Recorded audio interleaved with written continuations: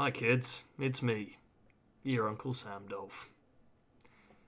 Just when you think you're out, the dreams have recommenced, everything's lovely, the trauma's over, the therapist has taken all of your money. They find a way to pull you right back in. And Bromeliana releases this. A Harder Day's Night. Because Can't Buy Me Love wasn't traumatic enough. Oh, no. So we're going back. And you're all coming with. We can experience this horror together. With our favourite Liverpudlian boys. Strap on your bowl cards. Oh, how would you even do that?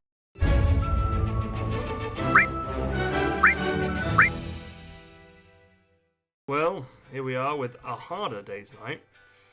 I don't know what this one is really about, to be honest. I think from the page it looks as though it followed the plot of the film. I saw the film a very long time ago. Shout out to Bromeliana. I'll link the game down below. Prior to the previous skit, I am actually very much looking forward to this. And thank you to those that have requested me to play it. I guess we just get into it and see what happens, right? Like, that seems the best course of action. Oh, it's going to be horrible, I can tell already. And I think this is a demo. I will absolutely be playing the full version when it comes out, but whenever that will be, we'll find out. Let's just get into it. Enter a name. Well, it's got to be Derrib, right? Derrib's got to make a resurgence. We got away. We'll be Derrib again. Classic Derrib. You've entered the name Derrib. Is this correct? Yeah, baby. Here they are. The cheek. Oh, he's fallen over. Oh, he's fallen over.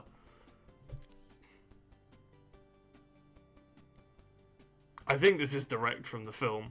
This looks familiar. It's George Harrison. There he is. It's John Lemon.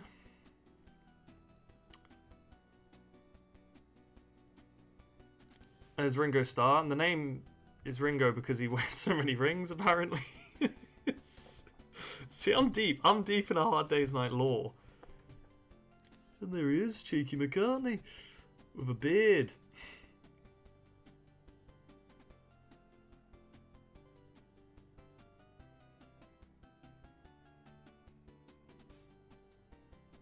As if that would fool anyone. Like, he looks the same, but just with a beard.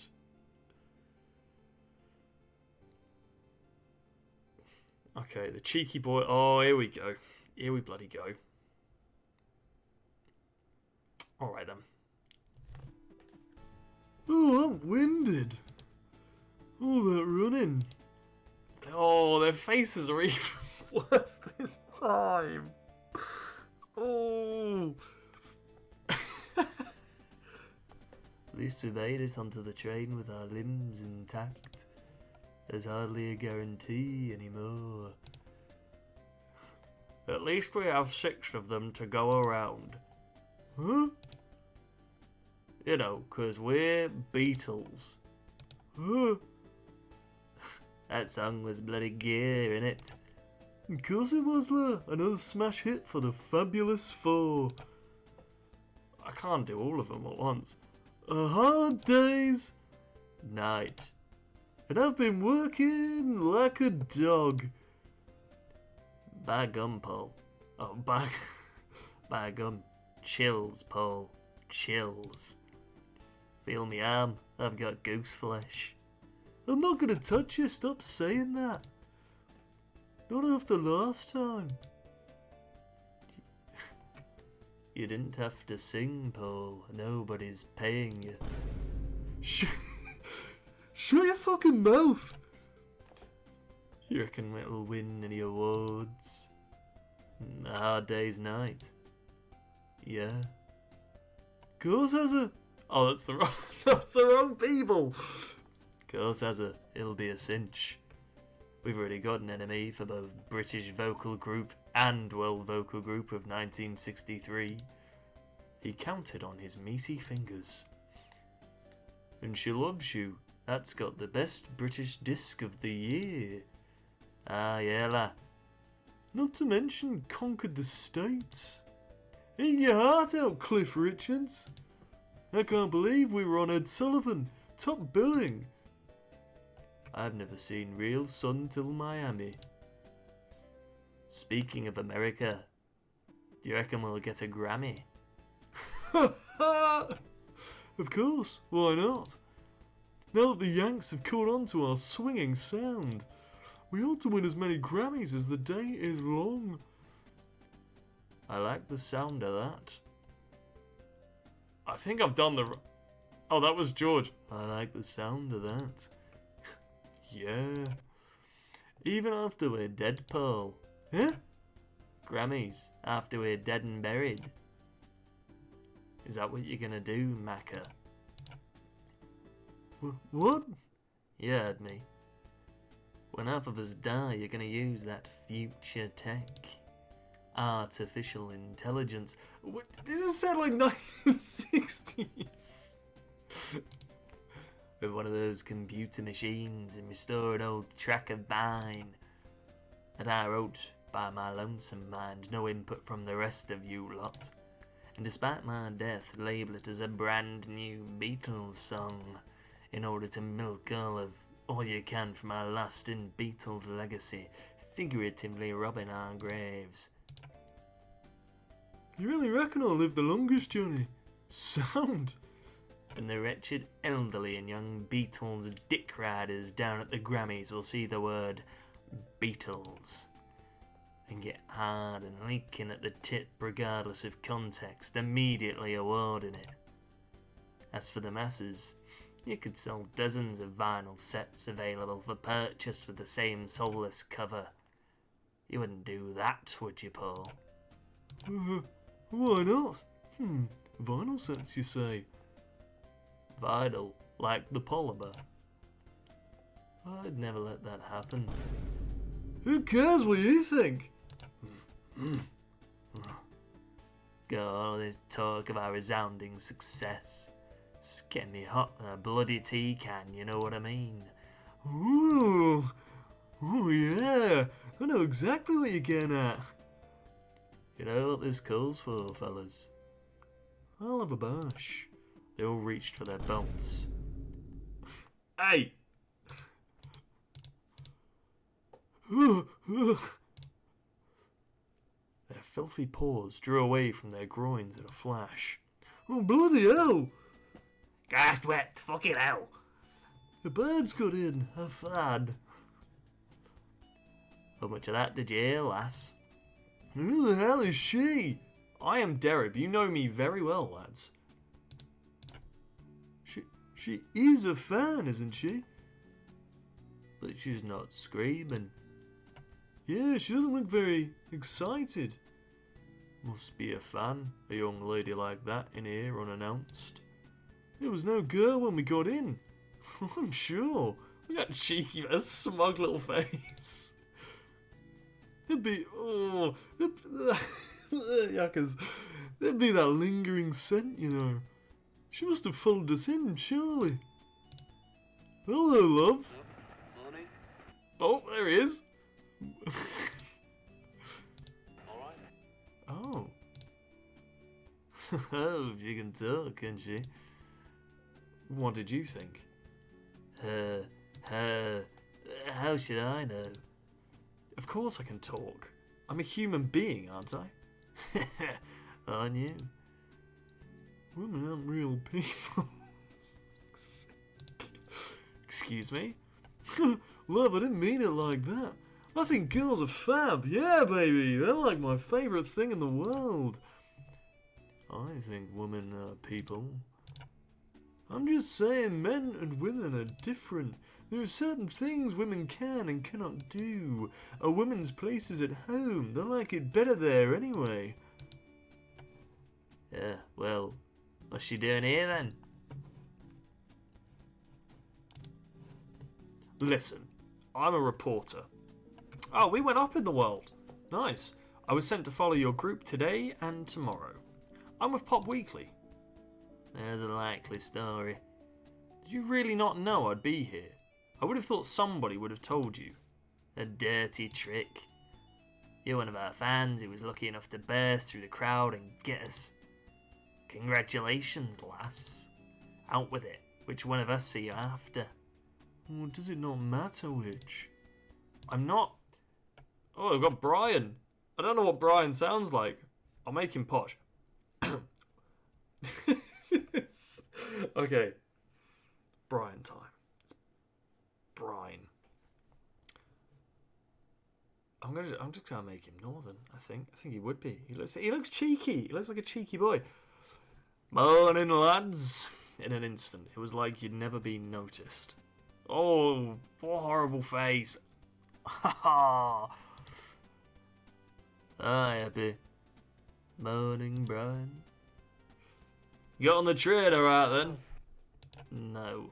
Well, thank God you all got here. Brian was carrying a paper bag with him.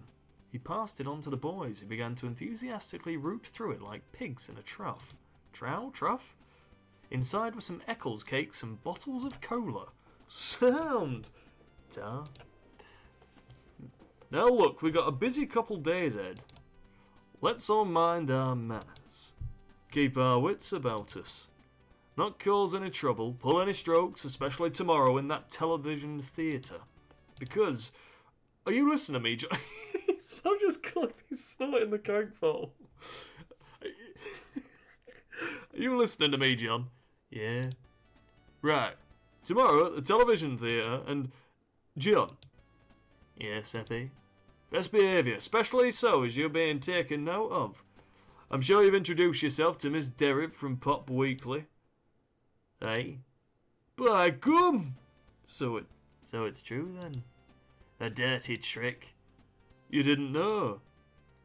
Nobody told us. We didn't know nothing about a journalist, much less a female one. Well, that's what she is. You didn't upset her, did you? Of course not. We're gentlemen, Eppie. You know that. Such a cheeky boy. You're not upset, are you, Derrib? See? Women cry when they're upset. That's not true, George. Sometimes they shout. Well, fellas, the girls who shout at us aren't upset. They're Boys! Look, I'm gonna go down the diner for a cup of coffee. Would you boys like to join? We'll follow you down, Miss Derrib. I'm gonna...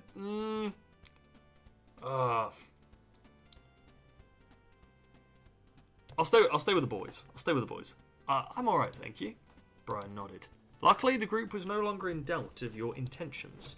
Unluckily, with Brian gone, the men turned their sights back on you, now more intensely. Paul at the back's face. Looks like an unsavoury kind of doll. Well, alright then, Miss Derrib. John was cut short as the compartment doors opened again. In came a tall, stately man you didn't recognise, and he ignored the group of you, setting his umbrella and case on the ledge above the seats. When he put his hat up, it fell back down. John picked it up, handing it back to him, which he took without acknowledgement, returning it to the ledge. The man turned, sitting down, eyes fixed on his newspaper. It took him a few more moments to take notes of his surroundings. You had been sat in silence. Only then did he glance to his left and right. To be fair, if you just looked to your left and you were sat down on a train and someone's just going at you, I'd pull that face. His eyes fell upon John, who had been staring at him. You noticed the hint of displeasure behind the man's eyes, akin to catching an unpleasant scent. The man put down his armrest between their seats, and he looked to the right, seeing Paul. Oh, morning. He then glanced forward, noticing the other two. All right. The man glanced back and forth one more time without a reply. He put his paper up. The silence continued for another moment. Promptly, the man stood up, shutting the open window. Do you mind if we have it open? Okay, I guess this is taken direct from the film. Do you mind if we have it open? Okay. We'll get to the Beetle fact in a minute. I need to pick a voice for Jones. Oh, yes, I do. Beetle fact. All characters in this game are given their names, listed in the original A Hard Day's Night script. Except this guy, since he was Johnson, and we already have a John. Yeah, but there are 4 of us and we'd like it open. Well, he said it himself. And 5 of us, the lady wants it open too. It's all the same to you, that is. Okay, John, let me do my job here. John fluttered his eyelids twitchily. It isn't. I travel on this train regularly, twice a week, so I suppose I have some rights. So have we. So have we. He put his newspaper back up. The boys shared a look. Ringo stood up. Taking a transistor radio from the shelf above him, he flipped it on. We'll have that thing off as well, thank you. I don't know why I've picked... It's like Bruce Forsyth. He kind of looks like Bruce Forsyth. Go gang, go gang. His newspaper went down and he leant forward, flicking off the radio in Ringo's hands. Oh, but an elementary knowledge of the Railway Act should tell you that I'm perfectly within my rights. Yeah, but we want to hear it. There's more of us than you. Okay. I'm just... I guess for the bits that have actual dialogue, I won't do the voice. Paul raised his voice, something you didn't expect from the angel-faced ballad beetle. We're community and charity vote up the workers and all that stuff. I don't really see it as a sellout. I think anyone who does, Oh, okay. There's just a whole thing going on here. because, you know, this is capitalism. The beetle fact is, he would not fucking say that. Beetle Paul is a class traitor. And here's an intimate life with Paul McCartney by Howard Sounds. The teachers on strike over low pay were protesting because our pay isn't good enough for us to live on. Paul came outside and tore up the teacher's leaflet ostentatiously, throwing the pieces in the road. I just read the you sod. It's something... You sod isn't a thing that's really used here. You don't hear it very often. I'm going to bring it back. I'm just going to start calling people sods. Then I suggest you take that damn thing into the corridor. Or some other part of the train. Where you obviously belong. Oh my god. John leant in with a man's head turned to Give us him. a kiss.